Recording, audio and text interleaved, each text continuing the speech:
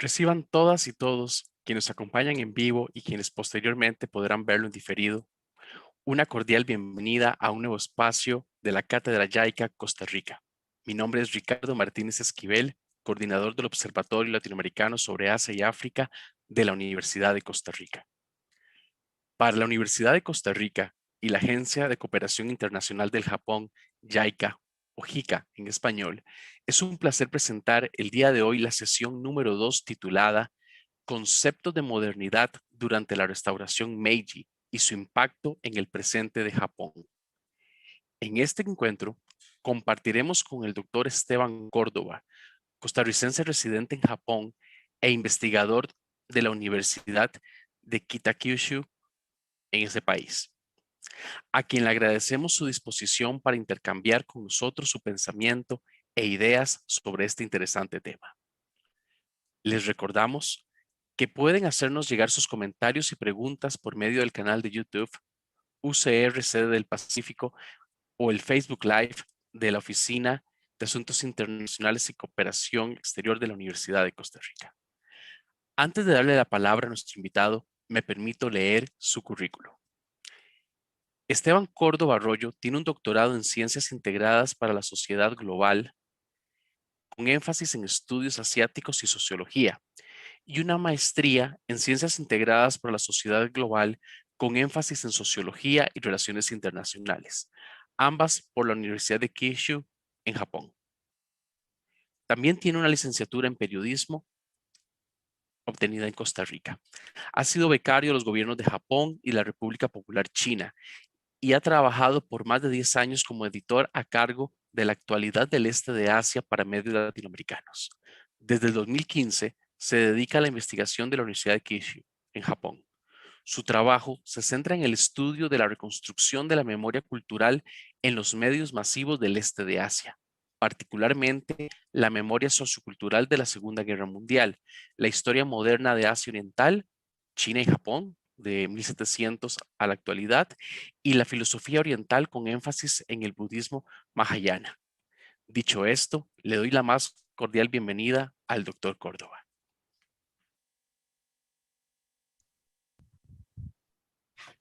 Muchas gracias por la invitación. Para mí es un honor presentar hoy unos pequeños algunos comentarios que tengo sobre este tema. Voy a hacerlo de una manera que sea bastante comprensible.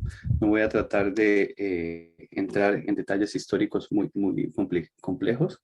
Voy a presentar aquí una pequeña presentación. ¿Se puede ver? ¿Verdad? Estamos. Bien, el objetivo de acá, de esta conferencia, es hablar un poco sobre los conceptos de modernidad durante la restauración Meiji, porque durante ese proceso, Japón pensó qué significaba la modernidad. Los japoneses pensaron qué significaba la modernidad. Y no solamente eso, sino que crearon una cantidad de conceptos y de historias, narrativas, para explicar lo que significaba su identidad nacional. Algunas de estas narrativas se mantienen hasta el presente y algunas de estas tienen graves o implicaciones en la sociedad japonesa actual. Primero, modernidad. ¿Qué pensamos en modernidad? ¿Qué pensamos cuando escuchamos la palabra modernidad? Por ejemplo, en Occidente se habla de la consecuencia del Renacimiento, un alejamiento del dogma religioso, una búsqueda de conocimiento mediante la lógica y la razón. Algunos sitúan el inicio de la modernidad después de la Reforma Protestante o las revoluciones científicas de los siglos XVI y XVII. Otros hablan que empezó en la Revolución Francesa, otros dicen que empezó con la Revolución Industrial, pero no hay como un inicio que se pueda definir claramente. Una de sus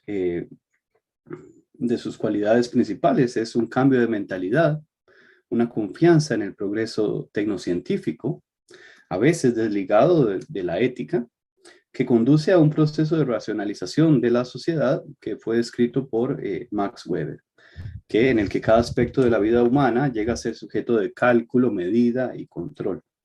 Entonces, hay algunas diferencias de opinión cuando empieza la modernidad en Occidente, pero en el caso de Japón, ¿cuándo empieza la modernidad en Japón?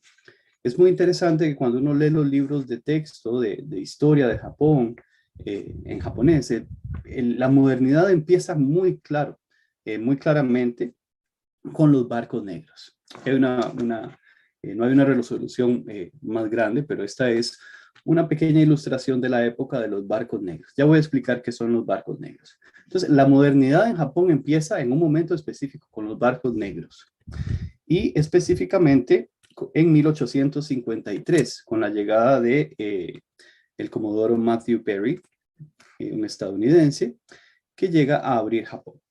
Pero voy a explicar un poquito de cuál es el contexto, por qué es tan claro, tan cortante este momento en el que entra la modernidad, digamos, algo tan abstracto como la modernidad. Durante el shogunato Tokugawa, el shogunato es donde un shogun, es decir, un gran general, tenía el poder en Japón. No había contacto con los extranjeros, excepto en un pequeño puerto de Nagasaki, que es de Jima. Eso empezó la política Sakoku, donde el país se cerró a los extranjeros, y no solamente se cerró a los extranjeros, sino que prohibió a los japoneses salir del país desde 1639, y eso duró más de 2 siglos, hasta exactamente 1854. ¿Qué pasó ahí? El año anterior, en 1853, Matthew Perry había llegado con una carta del presidente de los Estados Unidos, Millard Fillmore, en el que pedía que abrieran algunos puertos japoneses a los estadounidenses. En este momento, los japoneses no tenían los japoneses no eran del interés principal, perdón, Japón no era un objetivo económico para los Estados Unidos importante, sino que era China en ese momento. Sin embargo, Japón era un puerto que era importante para reabastecerse, para que pudieran reabastecerse del largo viaje que venían desde Estados Unidos, reabastecerse en Japón y poder llegar a los puertos, principalmente en Shanghai, en China. Finalmente, con la fuerza de los cañones, se llama la diplomacia de los cañones, se llama, Matthew Perry obliga al shogunato a abrirse a los intereses extranjeros de Estados Unidos. Después, unos años después, se firma el Tratado de Amistad de Japón, de amistad y comercio entre Estados Unidos y Japón, en el que se llama el Tratado Harris, en el que hay dos elementos que son muy importantes. El primero es la extraterritorialidad, en el que si por ejemplo los extranjeros cometen algún crimen o algo ilegal en Japón, debían ser tratados, debían ser enjuiciados mediante las leyes de sus países, no las leyes japonesas. Otro era el control de los aranceles, ¿no? Japón perdió su autonomía, su soberanía de poder fijar las tarifas para los productos extranjeros. Eso produjo un gran impacto en la economía de Japón, pues los productos venían, algunos se conseguían más baratos que los productos nacionales, y eso influía en los precios de los productos nacionales y en la vida de muchas personas.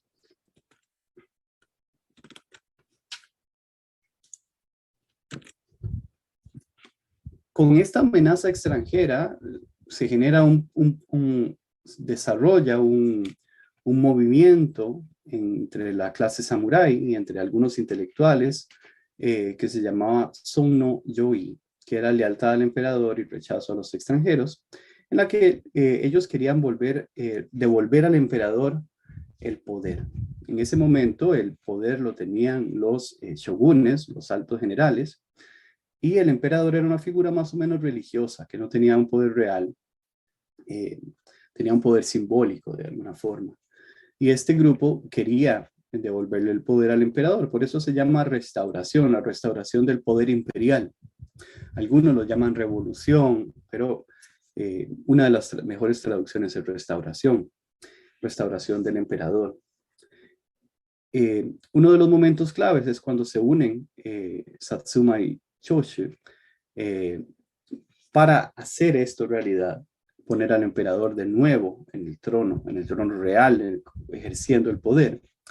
Eh, Después de esto se produce la guerra Boshin, en la que algunos generales leales al último shogun se rebelan contra esta iniciativa. Hay una pequeña guerra y la ganan aquellos que quieren devolverle el poder al emperador.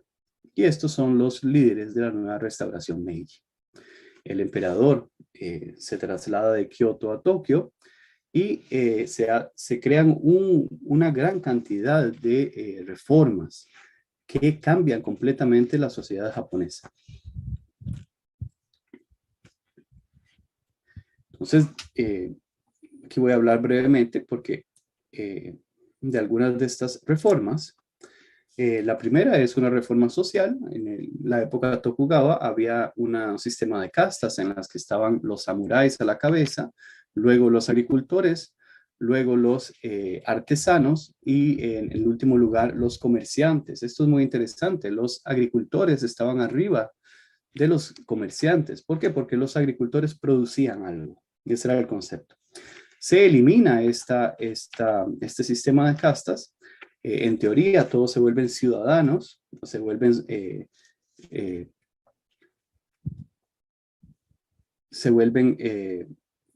sujetos del emperador. Y la centralización del gobierno, en ese momento había algo que se llamaba Han. Después se crean las prefecturas en Japón. Las prefecturas son el sistema de gobierno que se mantiene hasta la actualidad. Se hace una reforma educativa en la que la mayoría de los japoneses son enviados a la escuela, los niños en edad escolar. Esta educación es obligatoria, es gratuita, es un movimiento clave para la alfabetización de la sociedad y Japón se vuelve una nación con gran índice de alfabetismo, ¿no? El lenguaje estándar, habían varios dialectos en varias zonas de Japón y se crea un lenguaje estándar para que todos puedan entender el mismo japonés. Eso influye mucho en la identidad nacional. Después hay un crecimiento industrial y una modernización militar que fue resumida en, por ejemplo, un eslogan que se llama Fukoku Kyoge, que era fortalecer, no, enriquecer la nación, fortalecer el ejército. Esos eran los elementos más importantes de los líderes de la restauración Meiji. Hacer el crecimiento industrial, por un lado, y la modernización militar, por otro. Esos eran los principales objetivos. Después ofrecer una constitución, pero una constitución que más bien reforzaba la figura del emperador como el centro de la nación. Estos son algunos de las principales medidas que tomaron los líderes Meiji. ¿Qué cambió?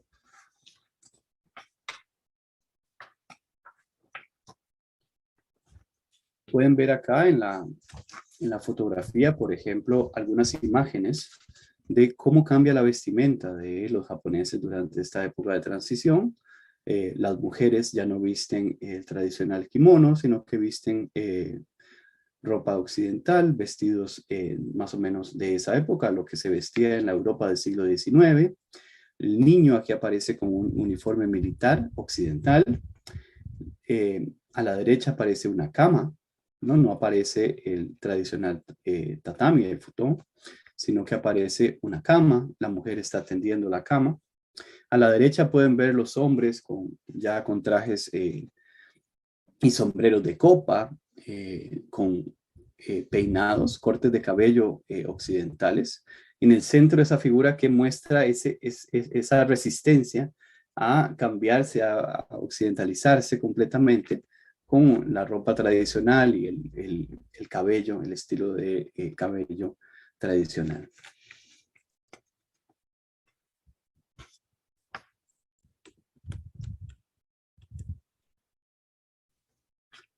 Después, algo también que cambia es la arquitectura, la vestimenta, el maquillaje. Por ejemplo, se empiezan a utilizar sillas. La figura del emperador se diviniza en ese momento. Antes era una figura religiosa que tenía un valor simbólico, pero durante la restauración Meiji él se convierte en un monarca absoluto y tiene poder real.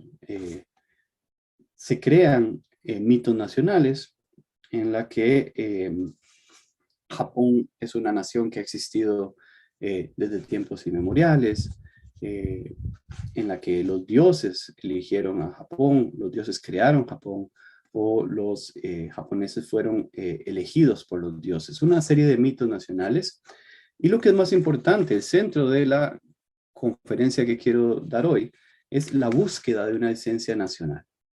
Durante esta época, enfrentados a la agresión en ese caso de Estados Unidos y de otras potencias europeas, ellos se dan a la tarea de buscar fervorosamente una esencia nacional, algo que defina lo que significa ser japonés.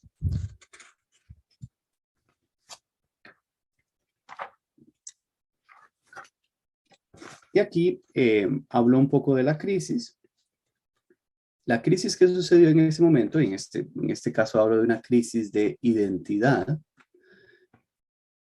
es el contexto de creación de mitos nacionales, del origen divino de Japón, se crea el shintoísmo estatal, y esa búsqueda por la esencia nacional. El ambiente intelectual de Japón se dividió en dos bandos. Uno que tenía una tendencia a occidentalizarse para alcanzar la modernidad, y otro que era un extremo conservador de aferrarse a las tradiciones japonesas, buscar las tradiciones japonesas y aferrarse a ellas.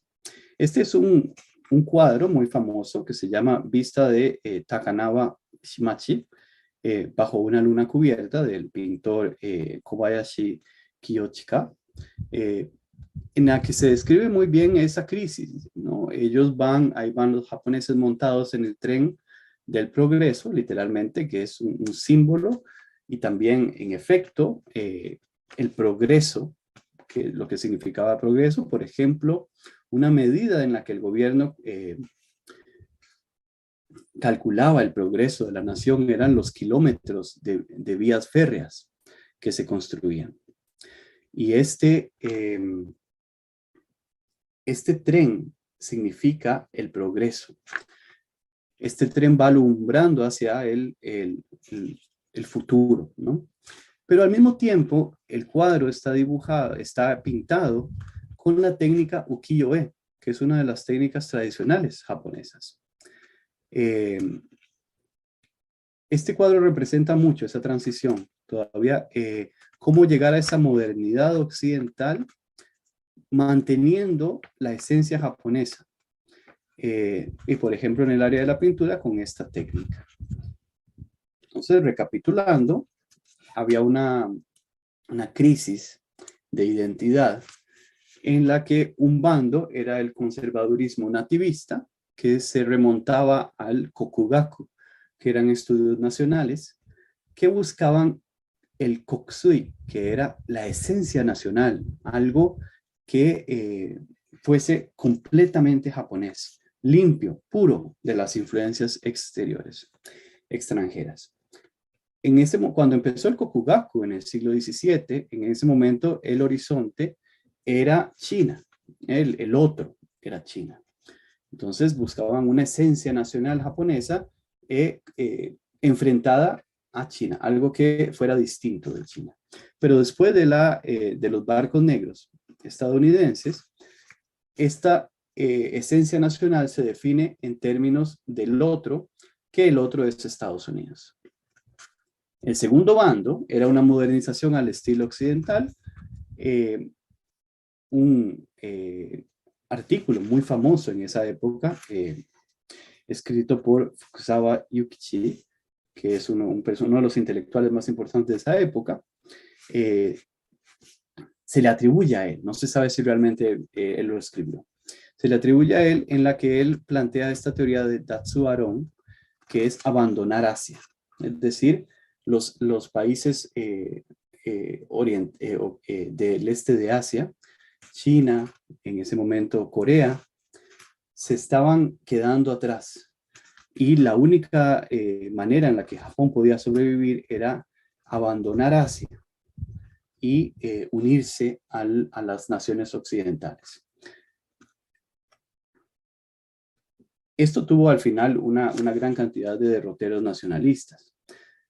La última vía, más o menos también planteada por una evolución de este mismo pensador, de Fukuzawa Yukichi, era que tal vez lo mejor era mantener lo mejor de ambos mundos, que se explica con el término Wakun Yosai, que era mantener el espíritu japonés y las técnicas occidentales.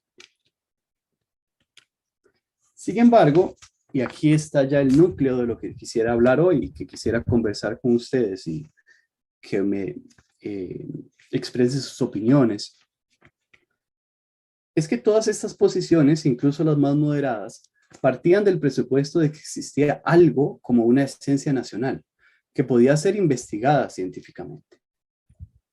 Y todos estos, sin embargo, los intentos de definir esta esencia o excepcionalismo nacional fueron poco satisfactorios y siguen siendo poco satisfactorios porque se siguen haciendo hasta el presente.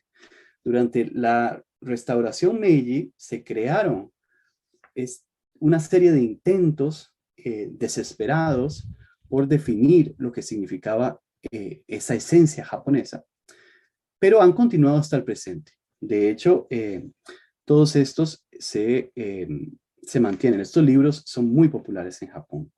En este momento también los extranjeros que vivían en Japón empezaron a entrar después de la apertura de Japón, contribuyeron a agravar este problema.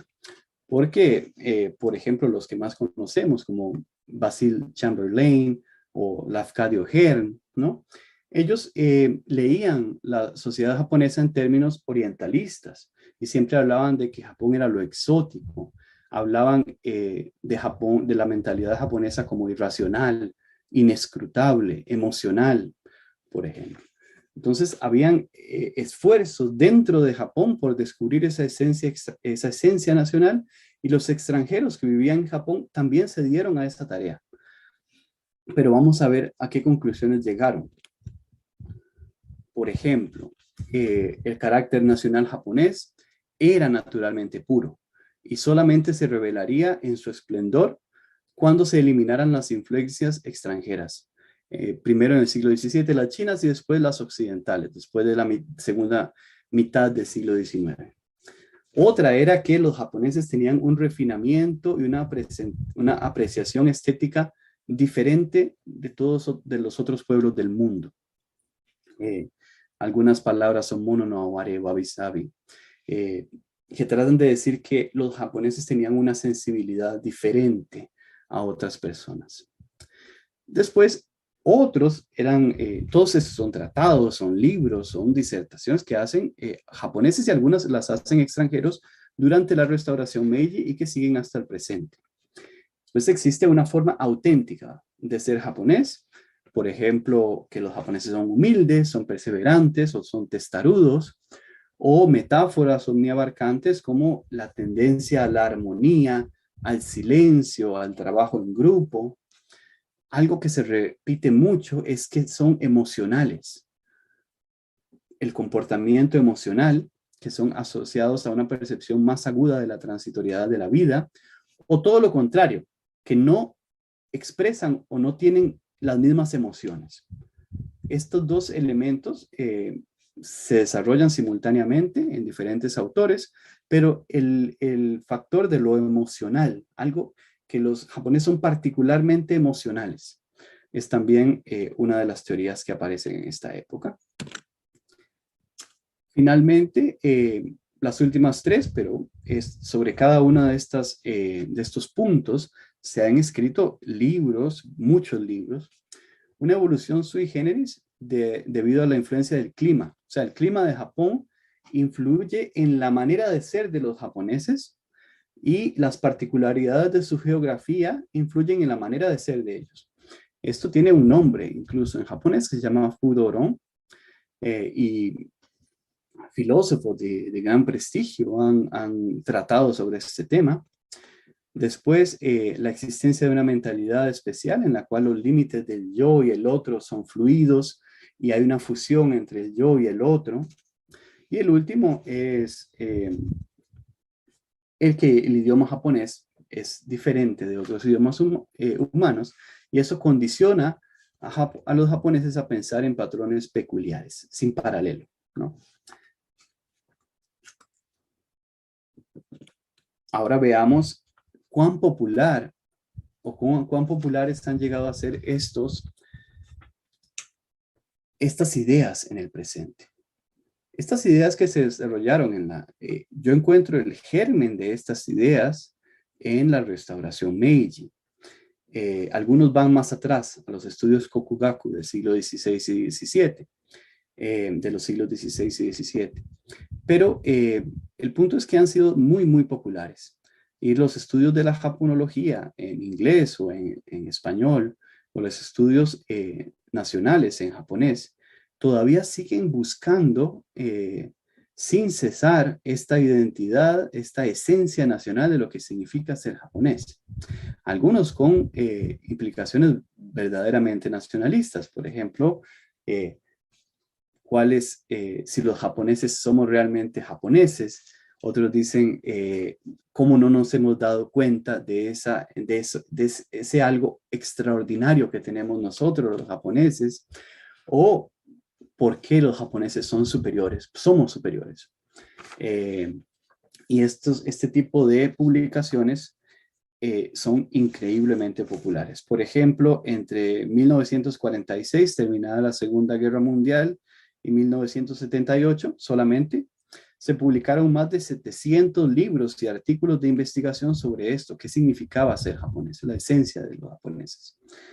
Y más o menos 2 libros nuevos cada mes. Y después de esa fecha, más bien ha subido, siguen publicándose. Algunos títulos son redescubriendo qué significa la japoneidad, el cerebro japonés, ¿no? La psicología de los japoneses, etc.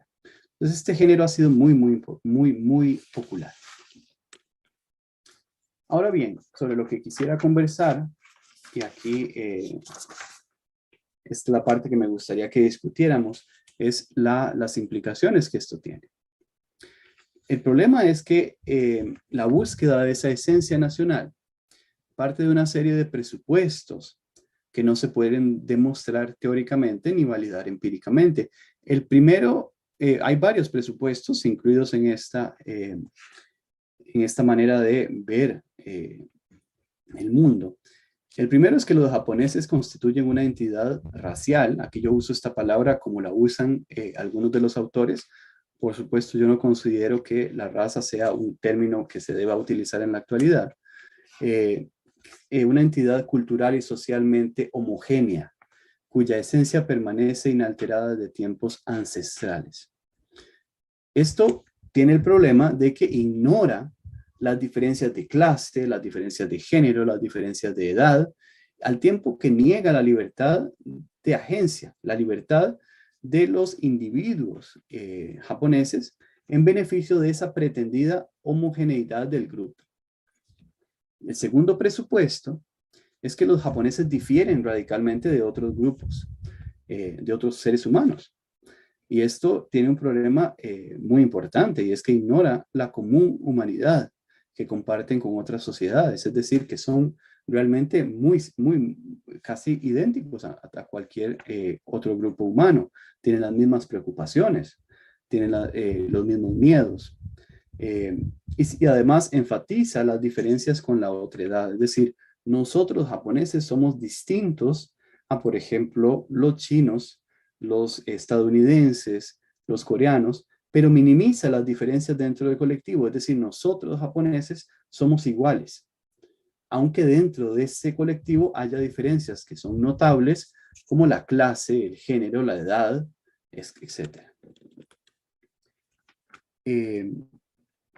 Otra implicación es que esto es tan potente, es tan fuerte, que viene desde la restauración Meiji, este esfuerzo teórico, intelectual, para descubrir la esencia nacional, que se ha convertido en lo que en el lenguaje de la sociología se llama un discurso, es decir, un cuerpo de uso del lenguaje unificado por suposiciones comunes o estructuras de pensamiento que enmarcan la discusión en cuanto a lo que puede ser dicho o pensado. Esto tiene la directa implicación de que exigen a todos los miembros del colectivo aceptar lo que ha sido definido por otros como ser japonés.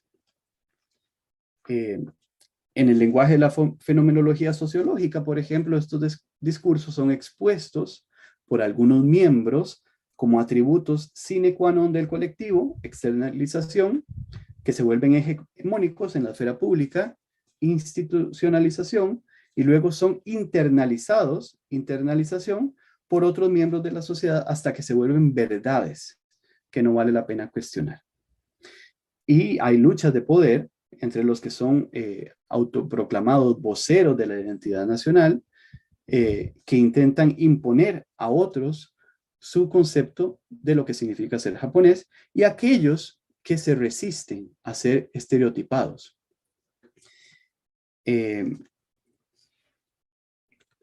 Finalmente, el uso de determinismos para explicar cualquier fenómeno de la sociedad japonesa. Por ejemplo, fenómenos que ocurren en todos los lugares del mundo, se tratan de explicar cuando ocurren en Japón como algo excepcional de Japón. Un ejemplo es el suicidio, por ejemplo, o las muertes por exceso de trabajo. Uno de estos ejemplos, por ejemplo, es que se explica las muertes de exceso de trabajo que suceden en todas partes del mundo, no por problemas de salud ocupacional o por explotación laboral, sino por una inherente cualidad de los japoneses de ser muy trabajadores o competitivos. Dicen que, por ejemplo, el karoshi, que significa muerte por exceso de trabajo, es algo intraducible, algo que confirma la existencia de un fenómeno sui generis en Japón. Estas son algunas de las implicaciones.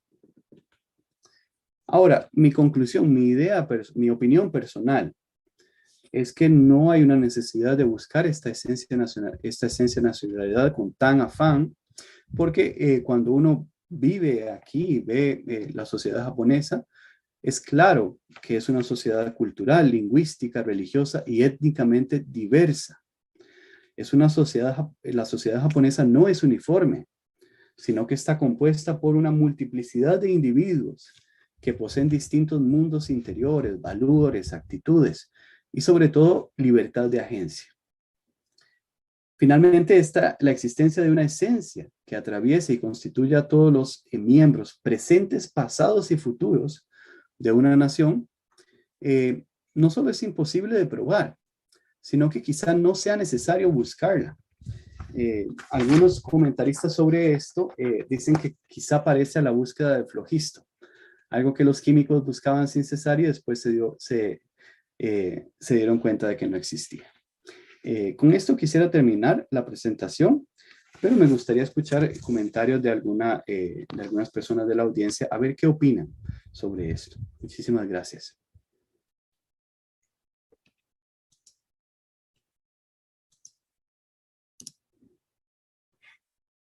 Muchísimas gracias a vos, Esteban, por ajustarte el tiempo y por darnos ahora más bien la oportunidad de poder profundizar y discutir tantas ideas que surgen de esta explicación tan amplia, tan generosa, tan precisa sobre lo que ha significado la restauración Meiji. Si bien hay saludos y tenemos datos del número de personas que nos están acompañando desde distintos países, no solo Costa Rica, antes de ello, mientras damos la oportunidad a que a quienes nos acompañan puedan enviarnos sus preguntas, yo estaba pensando un poco, eh, si no me equivoco, en el 2018 se cumplieron 150 años de la Revolución Meiji. Entonces yo quería preguntarte, estabas en Japón, ¿cierto? Para ese momento. ¿Qué uso le dio el gobierno a este aniversario? Por un lado.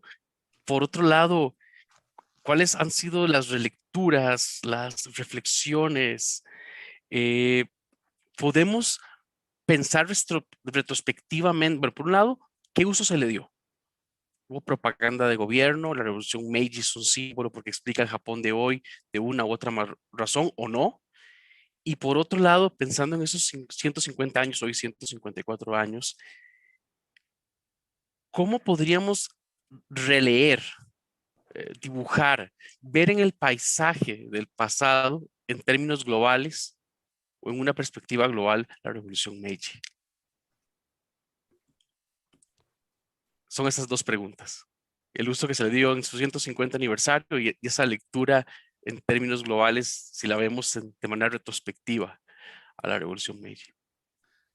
Sí, la restauración Meiji no ha sido tan popular, por ejemplo, en los medios de comunicación como podría haber sido.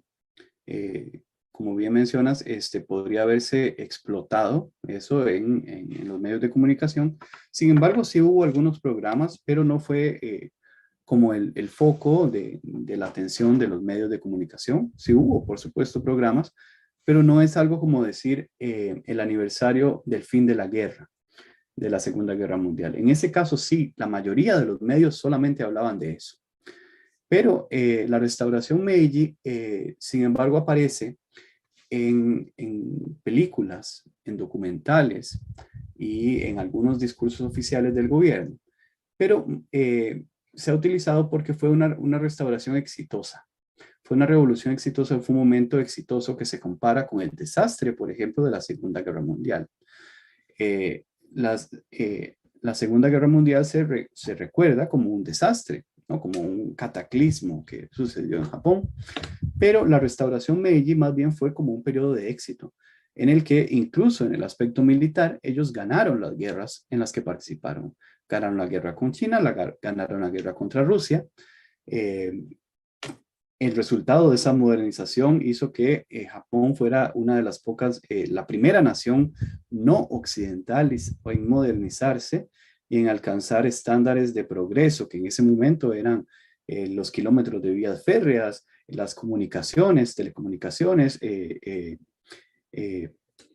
eh, todo esto, la adopción de un idioma nacional, una educación universal, gratuita.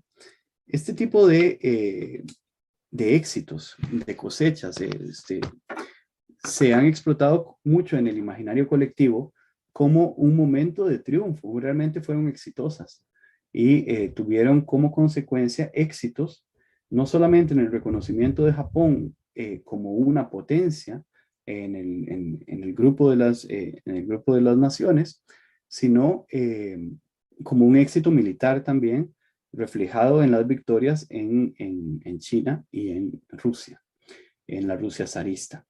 Eh, Cuando se recuerda Meiji, se recuerda como un periodo de progreso, de éxito eh, y también de cambio. Pero yo quisiera también explicar aquí que es una época de confusión, porque empiezan a buscar ese algo que los haga distintos, que los haga excepcionales, que los haga únicos. Y ese, ese proyecto es doble. Viene de afuera, donde todos los extranjeros que entran en Japón empiezan a estereotipar a los japoneses, y viene de adentro de los japoneses que reaccionan algunos a esa estereotipación, a esa manera en que son estereotipados y crean otras versiones de lo que significa ser japonés.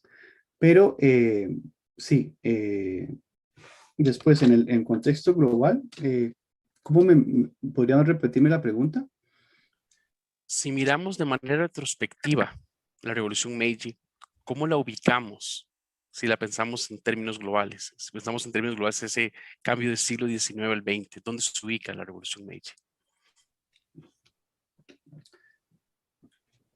Una, una de las mayores académicas en este caso la compara con la Revolución Francesa, Carol Bloch.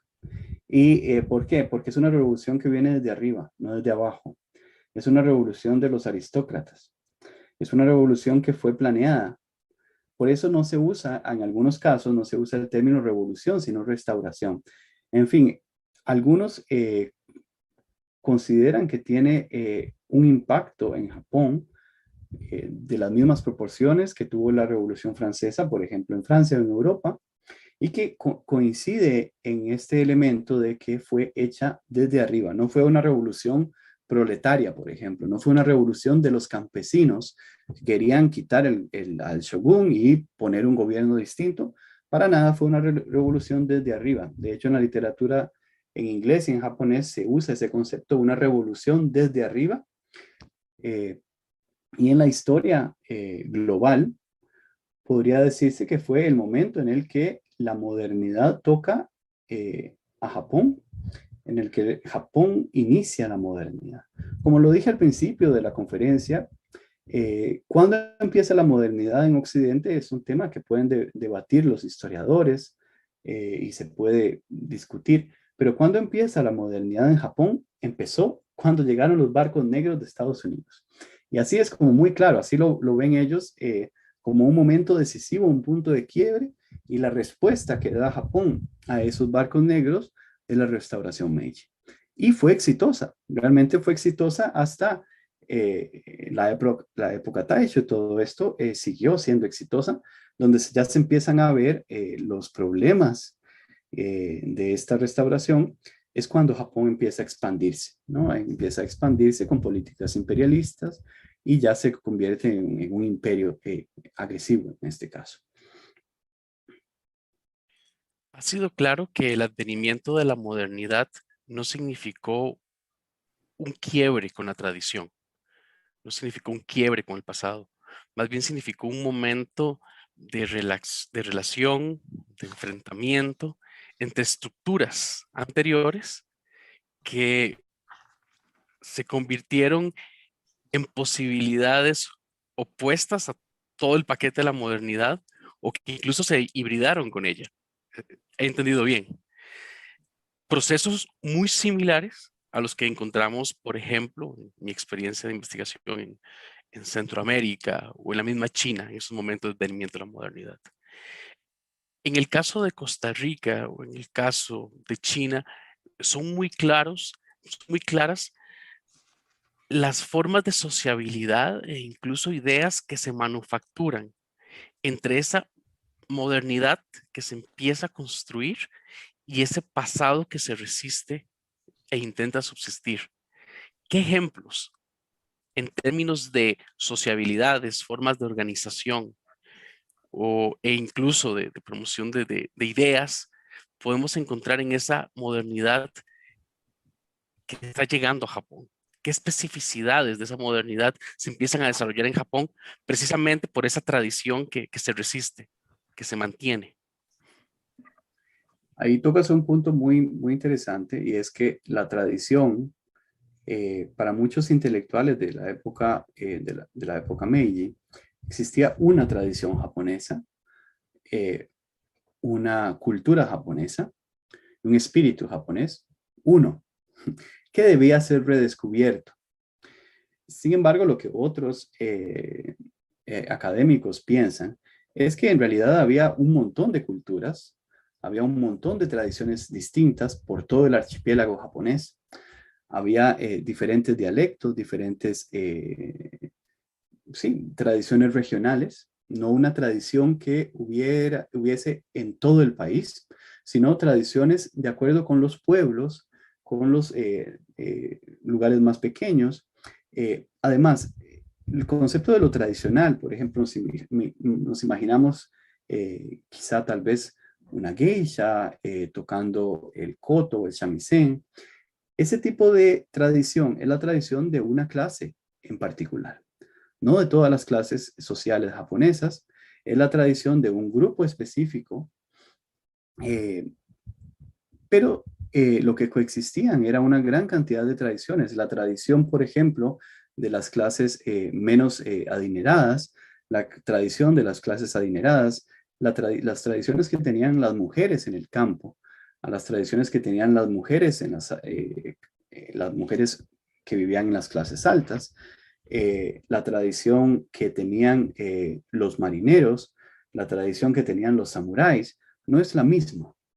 Entonces, lo que yo quisiera, y en este caso yo me uno a este grupo de académicos que trata de decir que era plural, que había una gran cantidad de tradiciones, es que el error era que se trataba de buscar una sola tradición, la única tradición, y no una sola tradición, sino una tradición inmemorial, ancestral, que venía desde hace 2600 años, ¿no? Eh, y que era como una sola y que había que encontrar esa única tradición. Y ahora que se hubiera encontrado, todos los japoneses debían identificarse con ella. Y esto tiene muchos problemas, ¿no? Muchos de estos japoneses no se sentían identificados con aquella tradición que los intelectuales decían que debían seguir o tenían otras tradiciones, tenían otros dialectos diferentes al idioma estándar que se formó en esta época, tenían diferentes puntos de vista religiosos. No solamente en este momento se decide que el shintoísmo va a ser la religión oficial de Japón, pero había muchos budistas, habían otros de otras religiones en Japón. Entonces yo diría que no hay una lucha entre la tradición y la modernidad, sino entre muchos diferentes tipos de tradiciones y muchos tipos de modernidad, porque la modernidad también es plural.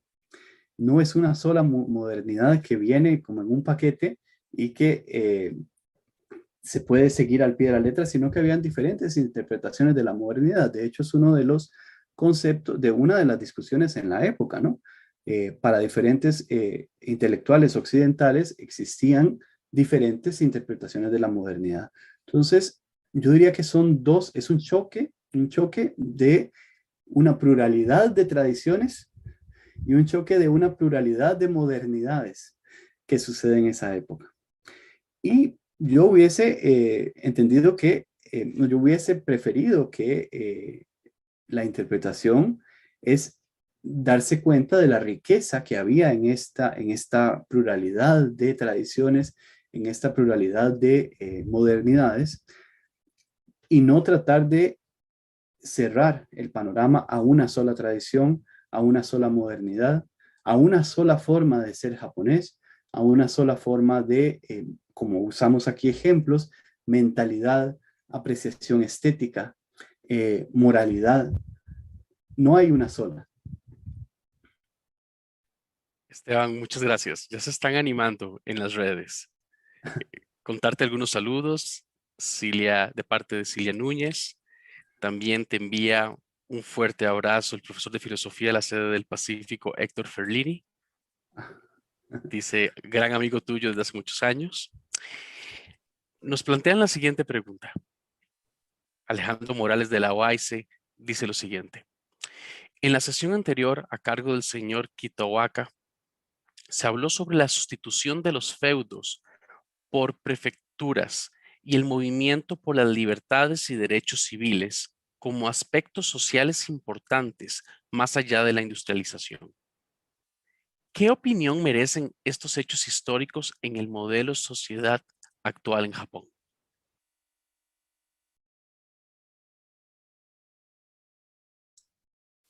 Sí, durante la restauración Meiji se dieron muchos derechos, principalmente lo dije en una parte de la conferencia, que habían 4 castas, en realidad habían 5 castas, los samuráis y los shogunes arriba, después los agricultores, los artesanos y los comerciantes. Abajo había una casta de los, ¿no? Una casta, digamos, de los parias en este sentido. Pero todo esto fue abolido y se crea la figura del ciudadano, el ciudadano con algún tipo de derechos. Esto es debatible porque realmente no obtuvieron un paquete de derechos completo, ¿no? Lo obtuvieron muchos hombres que tenían derechos si tenían suficientes tierras para votar. Eh, las mujeres fueron excluidas en esta repartición de derechos. Eh, las clases, como la última clase que mencionaba, los parias, siguieron siendo parias durante bastante tiempo. Hubo, por supuesto, grandes mejoras, hubo elementos en las que progresó, pero lo que tenemos ahora como un Japón con libertad de expresión, libertad de prensa, libertad de asociación, libertad de voto, eh, todos estos derechos más bien se adquirieron después de la Segunda Guerra Mundial. Recordemos que Japón fue autoritario hasta el final de la Segunda Guerra Mundial.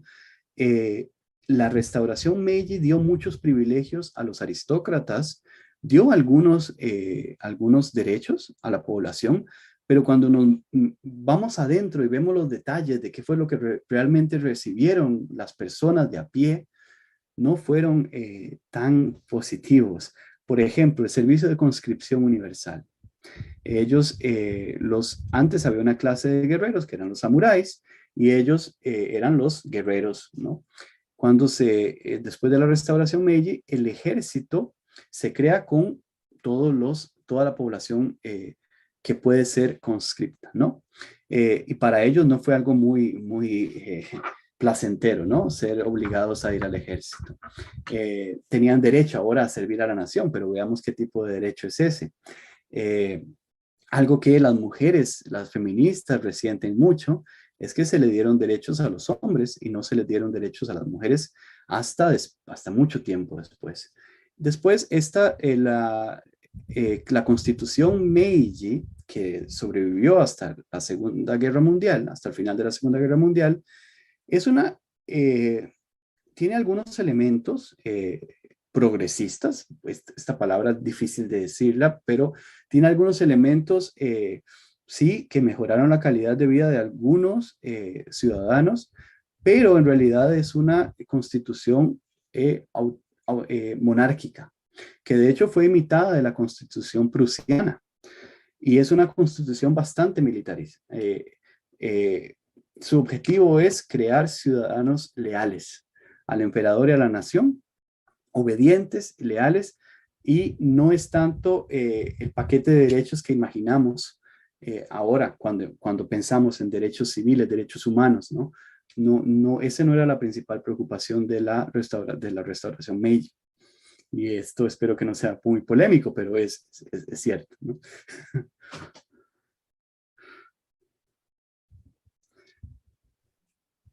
Gracias, Esteban. La directora de la OAICE, profesora de Historia de la Cultura de la Universidad de Costa Rica, Diana Senior Angulo, te envía el siguiente comentario y siguiente pregunta. Coincido en que el planteamiento conceptual de esencia nacional es problemático en términos de las variables que se le indalgan al ser japonés o japonesa, como a cualquier grupo o colectividad humana que se constituya desde un ser nacional, como el ser costarricense, por ejemplo. La pregunta: ¿de qué manera se podría avanzar hacia consideraciones más inclusivas, representativas de la diversidad humana intrínseca al espacio geográfico nacional japonés, sin caer en imaginarios ficcionales? Excelente. Esta pregunta sintetizó la conferencia. Esa es la pregunta que yo quisiera que respondiéramos todos juntos. Cierra esto las puertas de los estudios de Japón a la japonología. O sea, no se puede decir nada del colectivo japonés. Es que hay que ser muy cuidadoso. O sea, se puede establecer una existencia de códigos culturales, sistema de valores, prácticas culturales predominantes en una población específica, según edad, género, clase social o región, mediante investigaciones empíricas robustas. Eso es lo que, y se puede decir que en este grupo exactamente hay una tendencia a tal cosa. Lo que es peligroso y es difícil, es decir, que existe una esencia, una mentalidad o un comportamiento de 126 millones de personas. Y no solamente de 126 personas que viven en la actualidad, sino que han vivido en el pasado hace 2600 años. Y los miembros presentes, pasados y futuros comparten esa misma esencia. Pero sí se pueden hacer estudios perfectamente con investigaciones empíricas basadas en datos, teniendo muy en claro la edad, el género, la clase social, la religión, la región de esas personas. Y se puede desechar esas nociones excluyentes de una sociedad homogénea, étnica y culturalmente, y partir, como dice perfectamente, del reconocimiento de la complejidad de la sociedad japonesa, donde estas preocupaciones, aspiraciones y sentimientos de los japoneses como individuos concretos son universales en cuanto a modos de existencia humanos. Esta sería mi pequeña, mi idea tal vez. Reconocer la multiplicidad y hacer estudios empíricos robustos, tomando en cuenta la diferencia.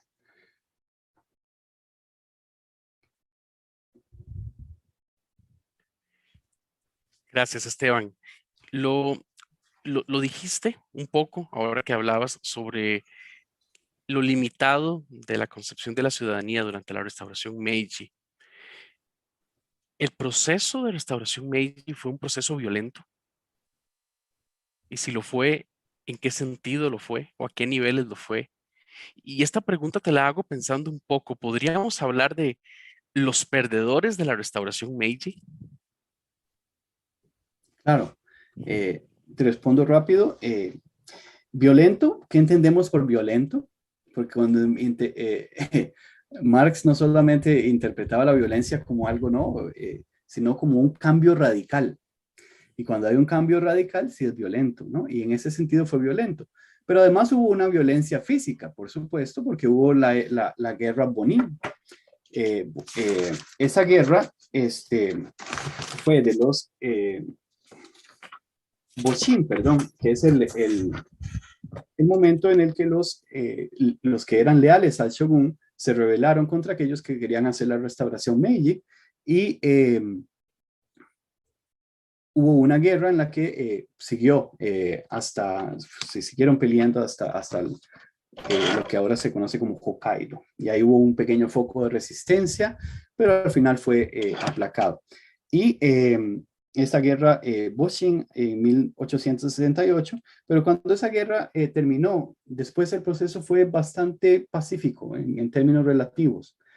Y algunos académicos dicen que para el ciudadano de a pie empezó a cambiar hasta cuando ya la restauración estaba en curso, aplicando tres políticas. La política del sistema educativo, donde se instruía a todos los niños a ser fieles súbditos del emperador.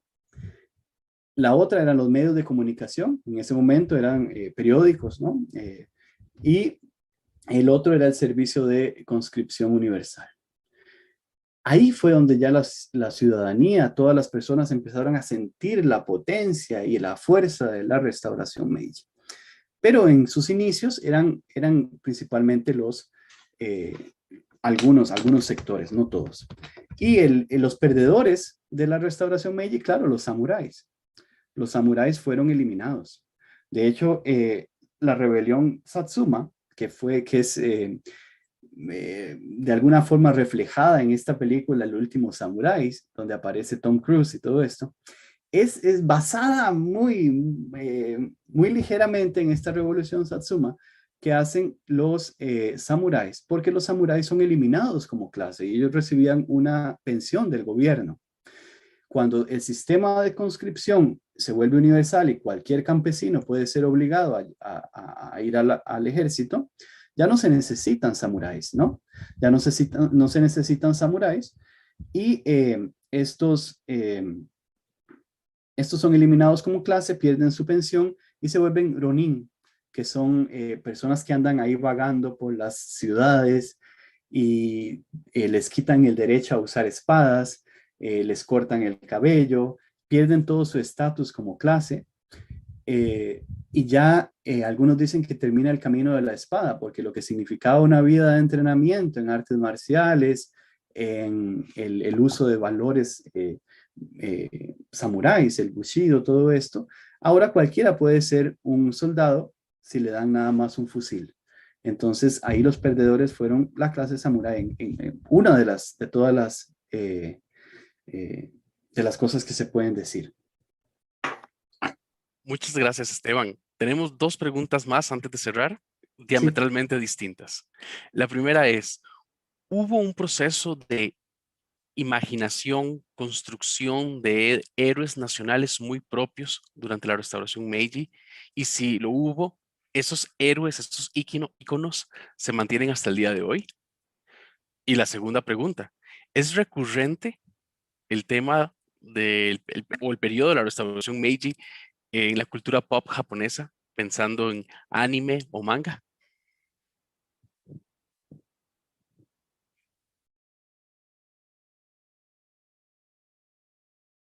sí, aquí